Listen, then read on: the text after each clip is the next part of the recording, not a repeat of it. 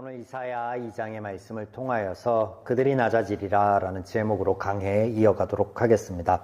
자, 오늘 본문은 두 부분으로 나누어 볼 수 있겠습니다. 2절부터 11절까지 첫 번째 단락이 되겠고, 또 12절부터 22절이 두 번째 단락이 되겠습니다. 내용을 보시면 2절입니다. 말 이래 여호와의 전에 산이 모든 산 꼭대기에 굳게 설 것이요 모든 작은 산 위에 뛰어나리 만방이 그리로 모여들 것이라. 자, 이것을 쉬운 성경으로 앞부분만 조금 다시 읽어드리면, 마지막 날에 여호와의 성전이 서 있는 산이 모든 산 꼭대기에 우뚝 서게 될 것이며, 이렇게 시작되고 있습니다. 자, 첫 부분이 어떤 말로 시작되고 있죠? 마지막 날. 네.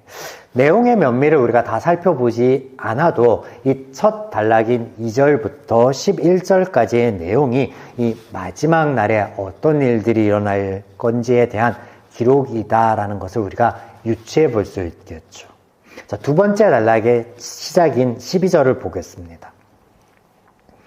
대저 만군의 여호와의 날이 모든 교만한 자와 거만한 자와 자고한 자에게 임하리니 그들이 낮아지리라. 자, 두 번째 단락은 어떤 말로 시작되고 있죠? 여호와의 날, 이렇게 시작되고 있죠. 자, 그렇다면 마찬가지 이 두 번째 단락도 여호와의 날에 대한 기록이겠구나 라고 우리가 유추해 볼 수 있습니다. 자, 그렇다면 오늘 이사야 2장은 첫 번째 단락과 두 번째 단락은 날에 대한 기록이구나 라는 것을 알 수 있겠죠. 날. 우리말 성경에서 12절에 대저라고 번역되고 있는 이 대목을 우리가 주목해 볼 필요가 있는데, 제가 여러 번 설명을 드렸던 그 히브리어 단어 키라는 단어로 시작되고 있습니다. 직접적인 이유를 가리킬 때 주로 쓰인다라고 말씀을 드렸었습니다. 즉, 마지막 날에 대한 첫 번째 단락과 여호와의 날에 대한 두 번째 단락이 다른 내용, 다른 날에 대한 기록이 아니라 같은 날로 이어지고 있음을 우리가 알 수 있는 대목으로서, 여기 12절의 키라는 단어는 이어지는 내용이 앞단의 내용의 종속절임을 나타내고 있는 그런 관계사로 보면 되겠습니다.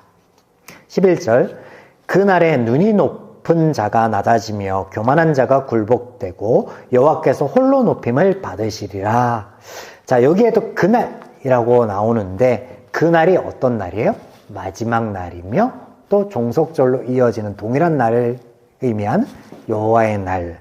그래서 이 날들이 모두 같은 때, 같은 날을 의미하는 것으로 우리가 이해하면 되겠습니다. 또 이 날에 있을 일에 대해 묘사하고 있는데 11절에 어떻게 묘사되고 있어요? 이런 표현이 계속 동일하게 등장하고 있는데, 한마디로 정의하면 낮아짐과 높아짐이 일어난다, 그렇게 기록하고 있죠. 마지막 날에는, 이 날에는 낮아지고 또 높아진다. 그래서 이 낮아짐과 높아짐에 대해서 반복되는 내용이 등장하는데, 우리가 12절과 17절을 좀 보겠습니다. 대저 만군의 여호와의 날이 모든 교만한 자와 거만한 자와 자고한 자에게 임하리니 그들이 낮아지리라. 그 날에 자고한 자는 굴복되며 교만한 자는 낮아지고 여호와께서 홀로 높임을 받으실 것이요. 자, 무엇이 낮아지고 무엇이 높아진다라고 말씀하고 있어요? 사람은 낮아지고 하나님은 높아지신다라고 표현하고 있습니다. 또 하나님께서 높아지심에 대하여 한마디로 다른 표현이 등장하고 있는데, 본문에 어떤 표현이 등장하고 있습니까? 하나님의 영광, 이런 단어로 표현되고 있습니다. 지금까지 살펴본 것을 토대로 동일한 내용이 반복되어지고 있는 지금 본문 2장의 내용을 정리해 보면 이렇게 표현해 볼 수 있겠습니다. 마지막 날에 있을 하나님의 영광은 무엇인가? 자, 이렇게 정리해 볼 수 있겠는데, 지금 제가 이렇게 정리해서 읽어드린 요 문장을 이해하시면 오늘 이사야 2장의 말씀을 온전히 이해하였다라고 여겨도 될 것 같습니다. 하나씩 좀 정리해 보도록 하겠습니다. 먼저 마지막 날이 언제인가? 이것부터 말씀을 드려야 되겠죠. 마지막 날. 도대체 이 마지막 날, 하나님의 날은 언제인가? 자, 마지막 날에 대하여 종속절이라고 제가 설명을 드렸던 이 두 번째 단락은 여호와의 날이다 라고 설명을 하고 있습니다. 지난 시간 우리는 이사야 1장에서 하나님의 죄인에 대한 진단하심을 살펴보았는데 하나님을 떠난 죄에 사로잡힌 그들의 삶이 황폐함이었고 이에 하나님께서는 그들의 삶에 새 일을 행하겠노라 라고 선포를 하셨던 것을 우리가 살펴보았습니다. 자, 이 선포함 중에 1장 25절과 26절의 말씀을 다시 한번 보겠습니다. 내가 또 내 손을 내게 돌려 내 찌꺼기를 잿물로 씻듯이 녹여 청결하게 하며 내 혼잣물을 다 제하여 버리고 내가 내 재판관들을 처음과 같이 내 모사들을 본래와 같이 회복할 것이라. 그리한 후에야 내가 의의 성읍이라 신실한 고을이라 불리리라 하셨나니. 하나님께서 회복을 약속하시는데 그들 속에 있는 찌꺼기, 혼잣물을 제거함으로 깨끗하게 하시겠다라고 말씀하고 계신 것을 우리는 보게 됩니다. 여기에 찌꺼기와 혼합물은 무엇인가? 25절의 찌꺼기라는 단어는 똥을 의미합니다. 그러나 이 단어의 어원은 겁을 내어 뒤돌아가다 혹은 상징적으로 변절하다라는 의미를 가집니다.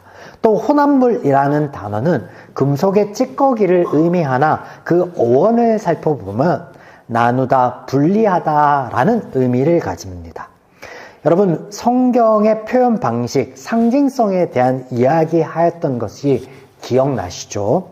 우리말 성경의 번역 부분을 우리가 전체 성경의 이야기를 알고 있는 저와 여러분, 충분히 이것이 무엇을 상징하고 있는구나 라고 유추해 볼 수도 있으나, 그러나 어원을 살펴보니 보다 명확하여집니다.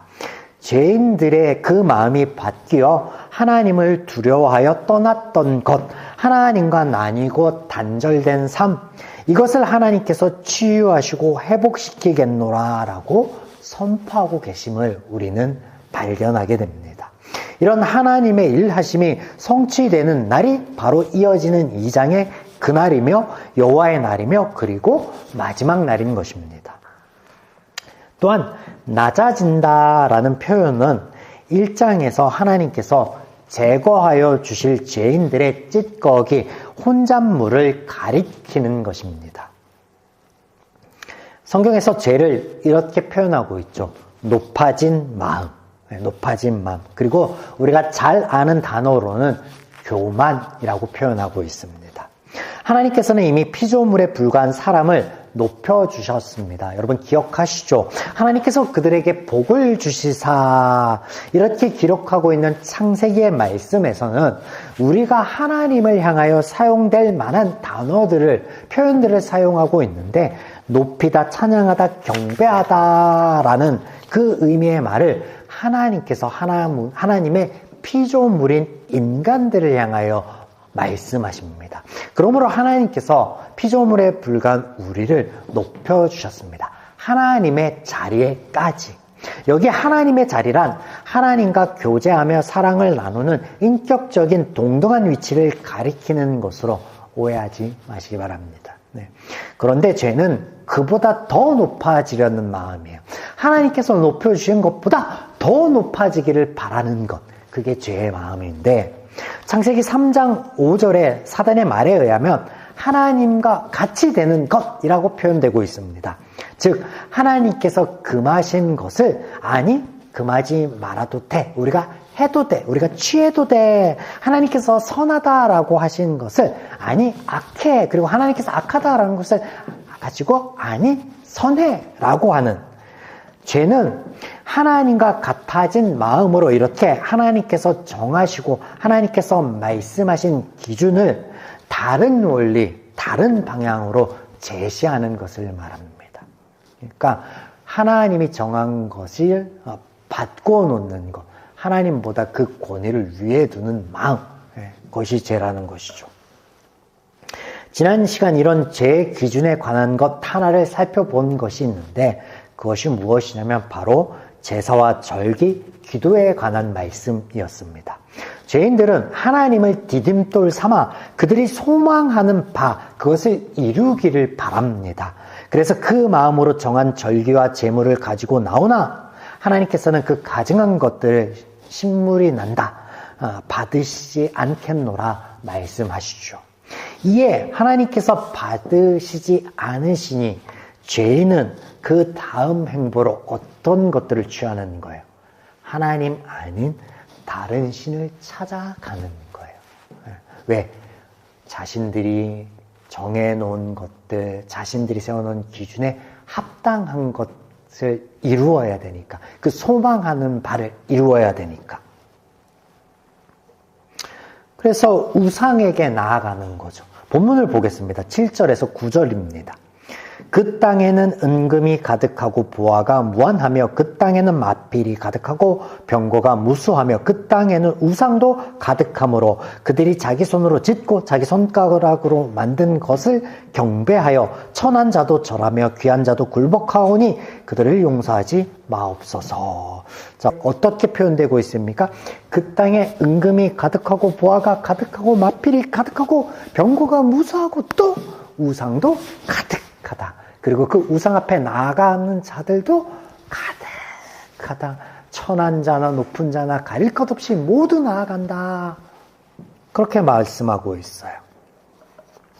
이스라엘의 자립과 번영은 우리가 아는 바 모두 하나님의 은혜였습니다. 가나안에 정착하는 것, 그것 하나님의 약속의 성취였습니다. 그러나 그 모든 것이 그들 스스로 일구어낸 자신들의 성과라 여겼고 또 그들이 다른 신을 잘 섬긴 결과라고 받아들였습니다. 우리는 이런 죄인들의 마음, 이스라엘로 대면되는 그들의 역사 안에서 이미 살펴보았습니다. 사사기서에서 살펴보았고 사무엘 상하서에서 살펴보았고 열왕기 상하서에서 살펴보았습니다. 우리가 이미 알고 살펴본 것처럼 이런 죄인들에게 하나님께서 구원의 은혜가 아닌 심판을 베풀었다면 그들이 우상 숭배로 가득한 그 땅 안에 오늘 말씀의 표현처럼 재물이 가득하고 병거가 가득할 수 있었겠습니까? 6절 말씀을 보실까요? 본문 6절. 주께서 주의 백성 야곱 족속을 버리셨으므로 그들에게 동방풍속이 가득하며 그들이 블레셋 사람들과 같이 점을 치며 이방인과 더불어 손을 잡아 언약하였음이라. 어떻게 표현되고 있습니까? 하나님이 이스라엘을 버렸기에, 죄인을 버렸기에 그들은 하나님 아닌 우상을 섬기게 되었고 이방 민족과 손을 잡게 되었다. 그렇게 표현하고 있습니다. 그런데 하나님께서는 하나님의 자녀여 백성들을 단 한 번도 떠나시거나 버리신 적이 없습니다. 그들 스스로 우상에게 갔고 하나님을 버렸을 뿐입니다. 그러나 하나님께서 마치 그들을 버리신 것처럼 표현하고 있습니다. 그 결과 그들이 이방 풍속과 우상 숭배로 가득한 삶으로 점철된 것처럼 표현하고 있다라는 것이죠. 이런 성경식 표현 방식 전에도 우리가 살펴보았습니다. 짧게 정리하여 볼까요? 두 가지의 진실을, 이런 표현 방식에는 두 가지의 진실을 내포하고 있는데 첫 번째는 죄인들이 그들 죄를 인정하지 않고 그들이 겪게 된 모든 고통과 아픔을 누구 탓이라고 하고 있는 거예요. 하나님의 탓이다라고 하는 바로 죄인의 표현법을 이렇게 성경은 그리고 있습니다. 두 번째는 하나님께서는 언제나 하나님의 책임을 강조하심에 하나님의 책임적 측면을 강조하는 것으로 이런 표현을 하십니다. 하나님께서 변화시키며 바꾸어 놓아 주실 것이기 때문이죠. 그날에 하나님의 구원의 은혜가 임하면 죄인들은 변화될 것입니다. 높아진 그들의 마음은 낮아질 것입니다. 그들이 세워놨던 기준, 그들이 세워놨던 마음은 무너지게 될 것입니다. 하나님의 말씀과 빛 앞에 환히 드러날 것이고 칼을 쳐서 보습을 만드는 변화가 있을 것을 오늘 본문에는 선포하고 계십니다. 끝으로 하나님의 영광이란 무엇일까요? 죄인의 변화를 말씀하시며 그 변화가 하나님의 영광이다라고 말씀하고 계세요. 하나님의 말씀, 하나님의 빛이 나올 곳을 표현하고 있는 대목을 우리가 먼저 살펴볼 필요가 있겠습니다. 본문에는 하나님의 빛, 하나님의 말씀이 선포될 곳, 나올 곳으로 등장하고 있는 것들이 있는데 산이 등장하고 있고 시온이 등장하고 있고 예루살렘이 등장하고 있습니다. 이런 곳이 어딘가요? 이런 곳이 어딘가요? 죄인들이 하나님께 바라는 것이 있어 제물을 가져올 때 출애굽 이후에 하나님께서 제사와 절기에 대하여 말씀하여 주신 것을 우리가 지난주에 짧게나마 살펴보았는데 기억하시죠? 이때 그들을 위한 것이기에 그들의 형편에 맞추도록 하나님께서 말씀하신 것을 살펴보았고 또 하나님께서는 사람들이 가져오는 그 제물들 송아지며 양을 받으시는 것이 아니라는 말씀도 드렸습니다. 여러분 창조 세계 안에 하나님 것 아닌 것을 찾아볼 수 있겠습니까? 질문을 조금 달리 해보겠습니다. 하나님께서 만들어 놓으신 모든 하나님의 창조 세계 안에 하나님 것이 아닌 것이 있겠습니까? 만약 모든 창조 세계가 하나님의 것이다, 하나님께 속한 것이다, 이것을 인정한다면 그러면 그 하나님이 만들어 놓은 모든 것들 중에 특별한 곳은 있겠느냐라는 것이죠. 아니요. 그런 말씀이 아니에요. 성경은 그런 표현을 하는 게 아니에요. 특별하다라고 하는 것은요, 하나님이 아닌 죄인의 기준이에요. 왜냐하면 죄인들은 그 특별한 곳에서 열심으로 신을 섬기고 제물을 바치고 무언가를 해야만 자신들이 원하는 바 그것을 관철시킬 수 있기 때문이죠. 성경에서 하나님 혹은 여호와라고 붙여진 특별한 장소들이 등장하는데 그 특별함의 의미는 어디에 있냐면 하나님의 임재와 하나님의 역사하심이라는 그 측면에서 특별한 거예요. 장소 자체, 하나님이 만들어 놓은 게 특별한 게 아니라 그 특별하심은 하나님의 일하심에 있다라는 거예요. 하나님의 임재에 있다라는 거예요. 이를 알아야 본문에 등장하는 영광이라는 의미를 바르게 이해해 볼 수 있습니다. 영광, 이것의 사전적 의미는 빛나고 아름다운 명예인데, 영예인데 빛을 만드신 분, 홀로 존재하신 하나님께 사실 영광이라는 수식 자체는 필요 없는 거예요. 왜? 하나님 그분 자체가 빛이며 생명이며 선이십니다. 무슨 수식어가 필요하겠습니까? 본문에 등장하는 이 영광이라는 단어가 우리가 창세기부터 지금까지 살펴본 성경 안에 몇 번 등장하고 있지 않는데 유독 가장 많이 빈번하게 등장하고 있는 성경이 있습니다. 어디일까요? 시편입니다. 시편. 두 구절만 좀 짧게 보겠습니다. 시편 8편 4절로 5절. 사람이 무엇이기에 주께서 그를 생각하시며 인자가 무엇이기에 주께서 그를 돌보시나이까. 그를 하나님보다 조금 못하게 하시고 영광과 존귀로 관을 씌우셨나이다. 시편 29편 4절. 여호와의 소리가 힘이 있음이여 여호와의 소리가 영광되도다. 하나님께서는요 자화자찬하시는 분이 아니십니다. 오히려 당신께서 하신 일이 아님에도 불구하고 그 책임감 때문에, 그 사랑하심 때문에, 그 긍휼하심 때문에 당신께서 하셨노라라는 죄인의 표현법을 그대로 받아들이시고 수용하시는 분입니다. 영광이라는 단어는 사람들의 입에서 고백적인 차원에서 사용되고 있음을 우리는 성경 안에서 발견하게 됩니다.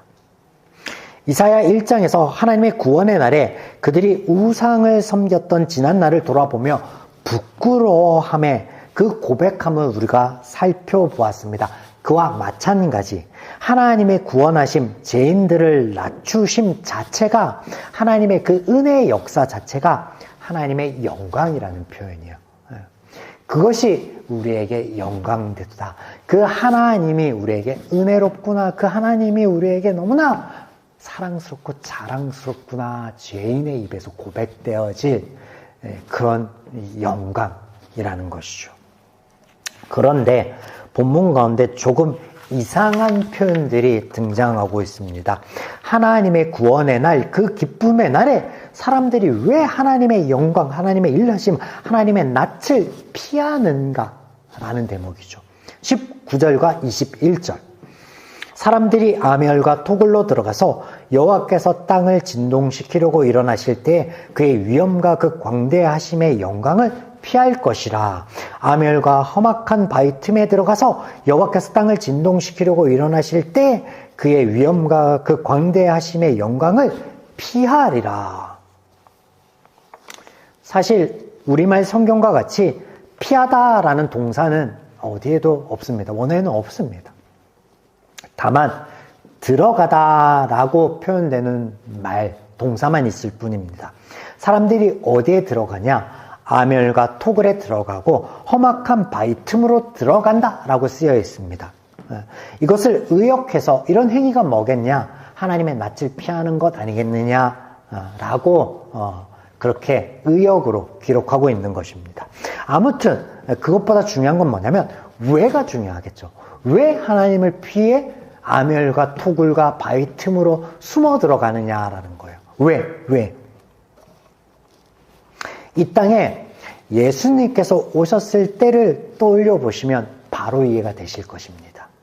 하나님께서 친히 이 땅에 오심에 그 누구도 영접하지 아니하였고 반기지 아니하였고 하나님을 바로 보지도 알아보지도 못하였습니다. 그런 표현을 하고 있는 거예요.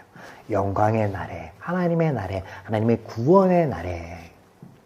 네, 하나님의 구원의 날에 대한 묘사인 본문은 이런 하나님의 사역 가운데 죄인들의 반응에 대한 것도 기록하고 있는 것입니다.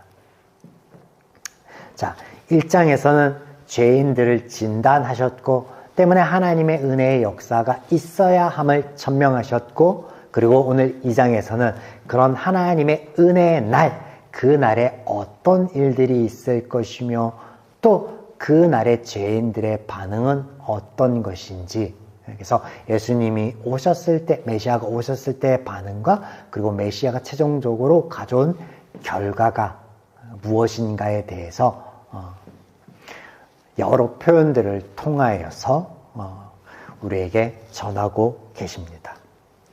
사랑하는 여러분, 오늘 말씀처럼 하나님의 말씀이 우리의 내면에 나의 귀 가운데 들려올 때 우리는 어떻게 해야 될까요? 하나님을 온전히 바라보지 못할 죄 가운데 여전히 있던 그들은 그 하나님의 음성을, 하나님의 역사하심을 피하여 숨었고 오히려 하나님을 정죄하려고 들었습니다.